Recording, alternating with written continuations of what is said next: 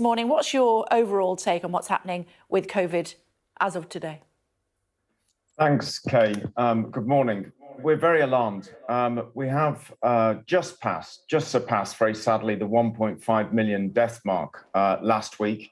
If we continue on the current course, we are projecting a further over 500,000, 500,000 deaths by spring next year. That's really worrisome. Of course, public health cost, the cost to our economies, the stress on our hospitals and communities, and our ICUs, of course, our intensive care units. So we're very concerned. We, in the European region, the 53 member states that WHO regional office here in Copenhagen serve, only 54% of the population of this region are vaccinated. So there's so much work to be done still. We're not there yet. And it looks like we're going to have a worrisome season ahead. What's driving the resurgence of COVID in mainland Europe?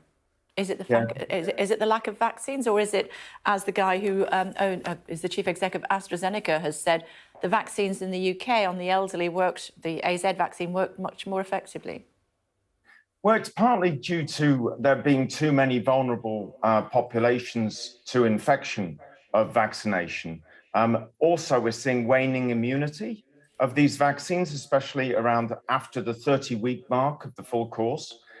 Also, we've got, as I say, 47% of the entire population unvaccinated.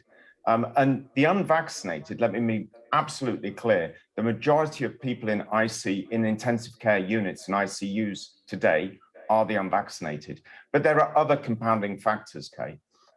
Winter. This is a seasonality observation we're making at the moment.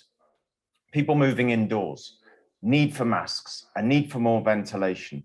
Masks, as you possibly saw from the British Medical Journal, the BMJ this last week, showed a study where 53% of transmission was prevented by mask use. We only have 48% of the population in the European region using masks.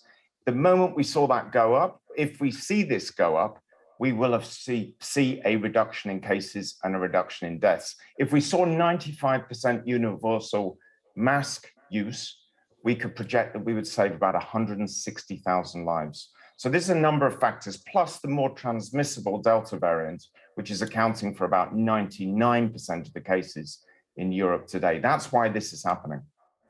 So wearing a mask would save 160,000 lives in Europe or worldwide? Europe. If we saw 95% mask use, we'd see over 160,000 lives saved from the projection that you stated earlier. Okay, and just if I could take you back to the AstraZeneca line that we are in a lot of the newspapers this morning, Pascal Soriot suggesting that his vaccination, the AstraZeneca jab, being used on older people more here in the UK than in Europe, that is the reason that Europe is doing not as well as the UK is. Well, I wouldn't start comparing different vaccines. I mean, all vaccines have been used in elderly populations. There are varying vaccination coverage rates across Europe. And that's why we're seeing this Delta variant, this highly transmissible Delta variant, find out these pockets of vulnerability in susceptible populations. I don't think it's useful that we go into which vaccine has done better where. What we need is every member of society vaccinated. And of course, those that are particularly vulnerable, the elderly, the healthcare worker, of course, healthcare workers, our front line, those that are immunocompromised, that they take a booster when they're offered one. This is also very important and will make a big difference. Should we be travelling at the moment? Travelling, but travelling safely. I'd like to think we're going to have a Merry Christmas, but a safe Christmas. So I think we all hope, as do my own children, hope that Christmas is on.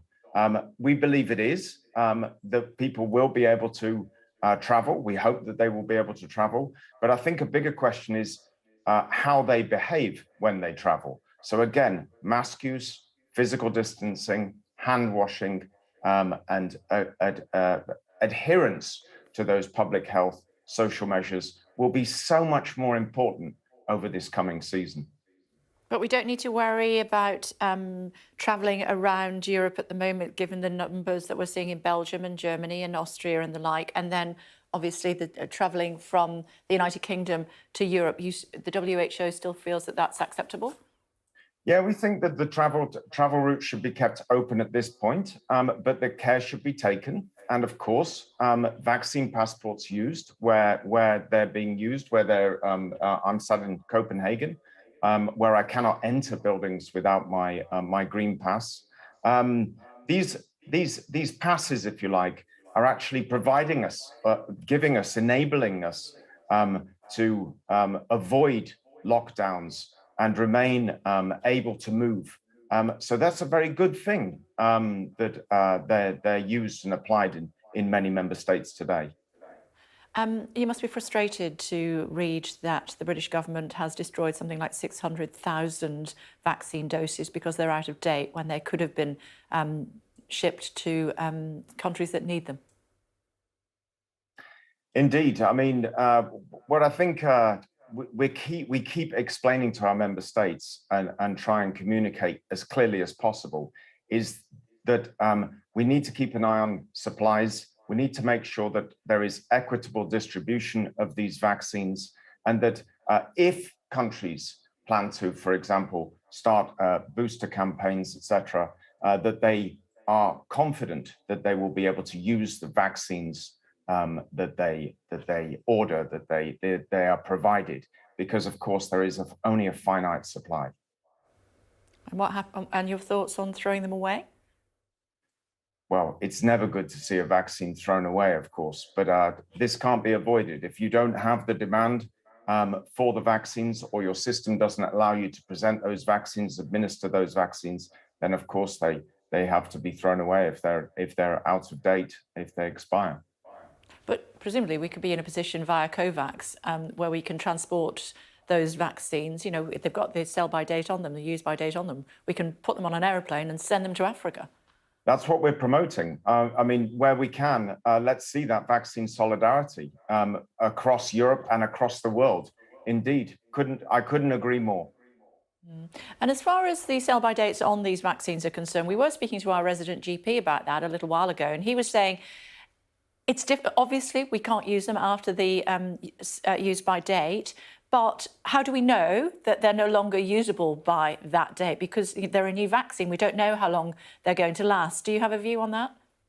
I don't really. I mean, good manufacturing and pre-qualification that WHO conducts on all of our vaccines basically suggest an expiry date as to the manufacturers, of course, and we adhere to that. These are new vaccines. So still a lot of, as you've just alluded to, a lot of studies still ongoing, a lot of science still to be found around the vaccines and their longevity.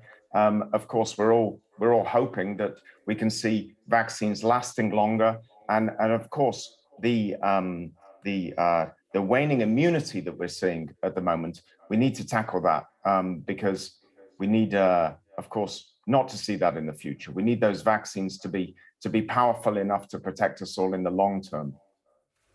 Okay, quick thought before I let you go. Where are you on compulsory vaccines?